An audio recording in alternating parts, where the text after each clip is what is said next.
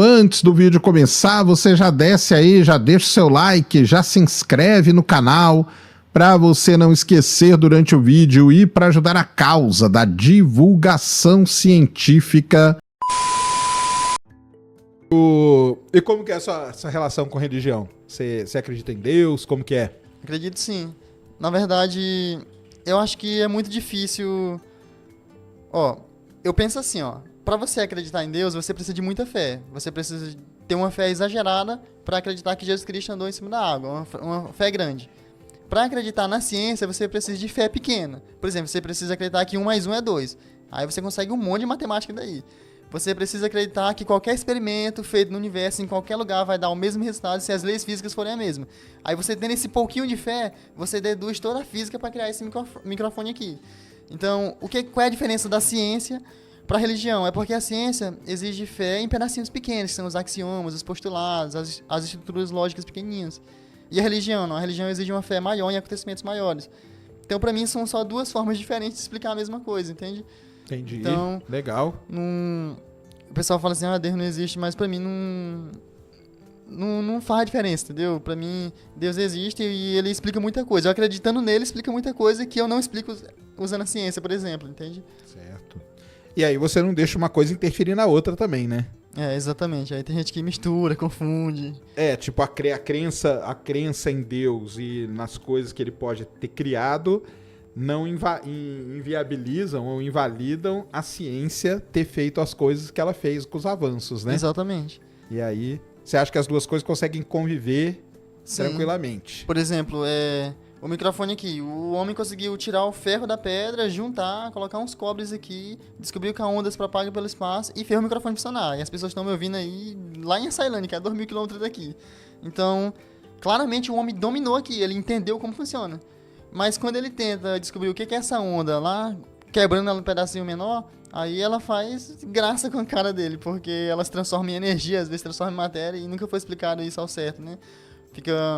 Na verdade, a melhor explicação que a gente tem é o princípio de Heisenberg, que uma hora é uma coisa e outra hora é outra, e quanto mais ela for menos ela é outra, e é a matemática. Isso aí. Então, quando você tenta estudar de verdade, lá no limite, ainda é um mistério, então... Entendi. Qual é a explicação pra isso? Legal. Aí seria Deus, por exemplo. Porque nós não conseguimos mais. Tem uma hora que tem que parar, entende? Você acha que no limite da ciência, então, uma coisa acaba se confundindo com a outra? Exatamente. No limite, na estrutura. Sempre, isso acontece na matemática. A matemática, né, é a ciência mais perfeita de todas que o homem já fez, que não tem erro e tudo, que a gente pensa assim. Mas, por exemplo, Kurt Gödel foi um matemático que se matou porque ele descobriu que algumas coisas não podem ser provadas com verdade e mentira. Por exemplo, quem veio primeiro, a galinha ou o ovo? Aí se você tentar descobrir se isso é verdade dentro disso mesmo, você nunca vai chegar no final. Então, e aí, isso é verdade ou não? Então, não tem como você mostrar que é verdade dentro dessa história aqui. Entendi. Então, mesmo a matemática sendo considerada muito boa, tem coisas nela que ela não consegue explicar. Exatamente, que você tem que acreditar simplesmente que é daquele jeito e pronto. Que apareceu daquele jeito, é isso mesmo. Então, esses pequenos mistériozinhos, assim, pra mim, não me deixam em paz, assim, não. Saquei, isso aí te incomoda. Incomoda bastante. Ah, é? Mas lá no limite mesmo, você vai continuar tendo um mistério ali, né? Exatamente. Entendi. Então você acha que essas duas coisas conseguem conviver relativamente bem? Relativamente bem. Não são inimigas. É tanto que os maiores cientistas da humanidade, eles eram bem religiosos. Por exemplo, o René Descartes lá, que inventou o plano cartesiano e que ele inventou um método para corrigir o próprio raciocínio, coisa e tal. E ele dizia que Deus jogou os planetas da primeira vez e esse cara se mexendo para sempre, porque a origem tem que acontecer, alguém tem que colocar no início para já estar movimentando, né? A teoria do Einstein, do Newton, só funciona se a Terra já estiver em movimento e chegar perto do Sol, né? Ela já tem que vir correndo de algum lugar. Então, sempre tem uma partezinha que não é explicada, né? Então, para mim, dá para conciliar as duas coisas sem problema nenhum. Legal. O Einstein, ele não gostava muito, né? Dessas coisas tipo força, era um negócio que ele não, né? Ele não se dava bem com isso. Tanto que ele era tretado com o pessoal da quântica, né? Porque ele achava que era tudo meio mágico ali, né? Ele brigava com bola demais. Ele não aceitava aquelas coisas ali, porque falava, cara, mas isso aí não tem. Por isso que ele veio com a relatividade, com uma explicação diferente da gravidade, né? Que não é força. Que ele ficava, como assim força, cara? Qual é um negócio, uma mágica ali? Não é isso. É uma deformação. Aí com a deformação ele conseguiu avançar um pouco mais, né? Vamos dizer assim, né? E explicar outras coisas que faltavam na do Newton, né? Explicar coisas que faltavam na de Newton. Mas isso era uma coisa que sempre incomodava ele quando vinham com explicações, mas por isso que foi até o final da vida dele tretando com a galera da quântica. Porque a quântica é isso aí, né? Você chega num limite e aí agora?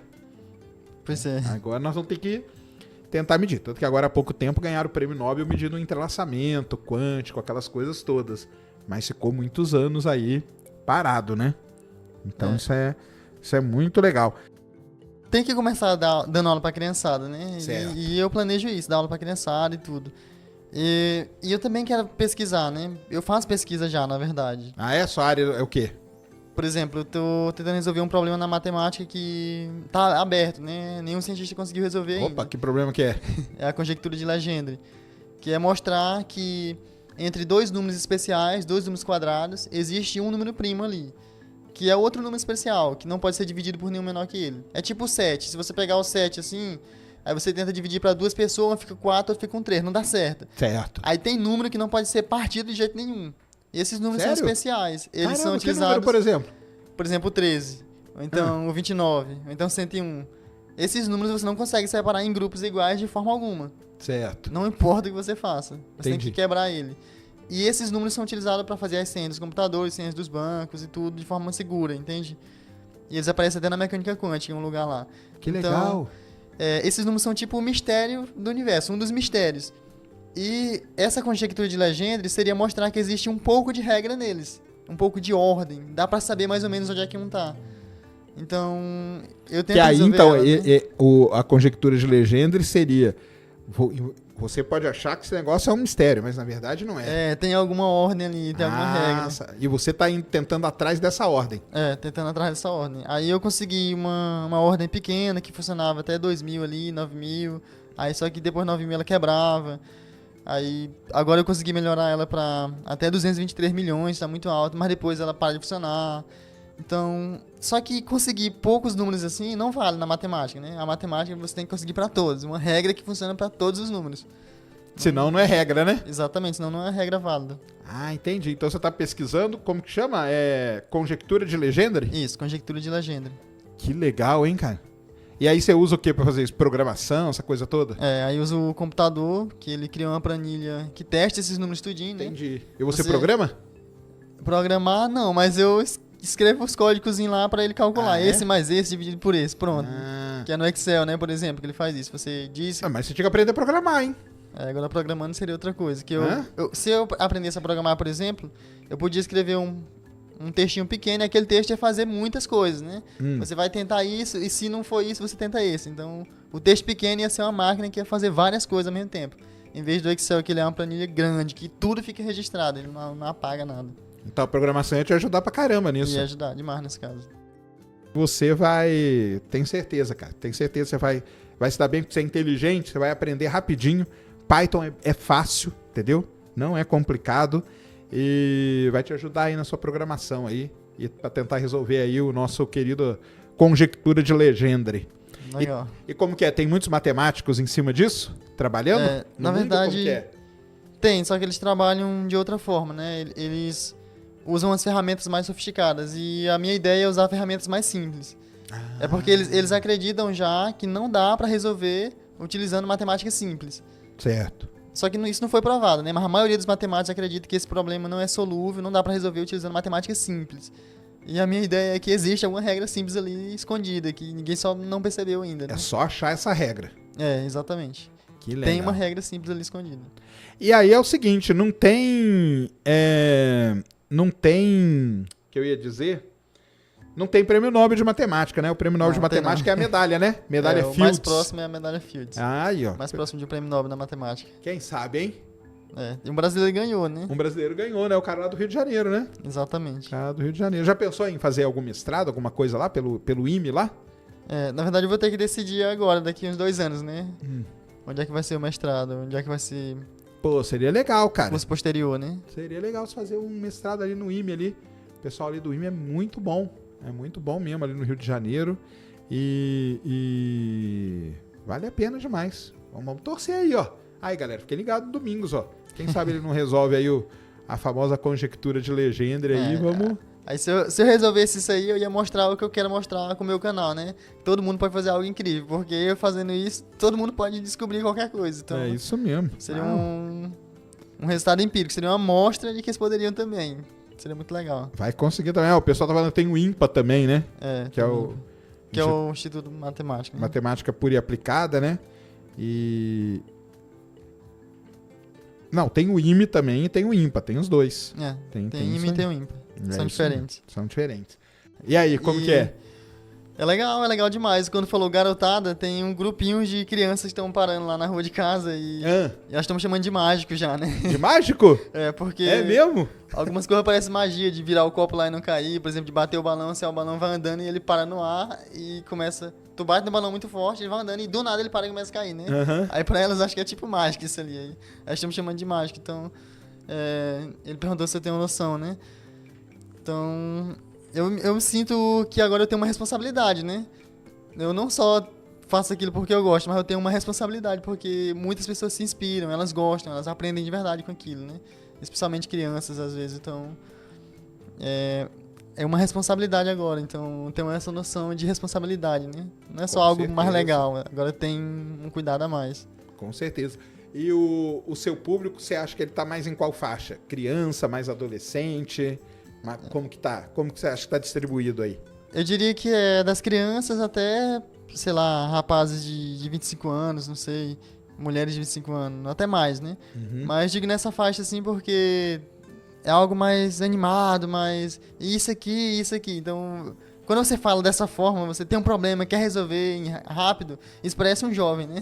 Por exemplo, alguém mais maduro ia resolver de uma forma mais demorada, de uma forma mais cautelosa. E um jovem não, um jovem ia tentar ali, de todo jeito resolvendo aquele. Por isso que eu acho que é um público, assim, mais dessa faixa, né? Entendi. O jovem atualmente, né? Mas aí você pegou esse público muito legal, porque é aquele negócio, né? O jovem hoje, ele não tem muita paciência, né?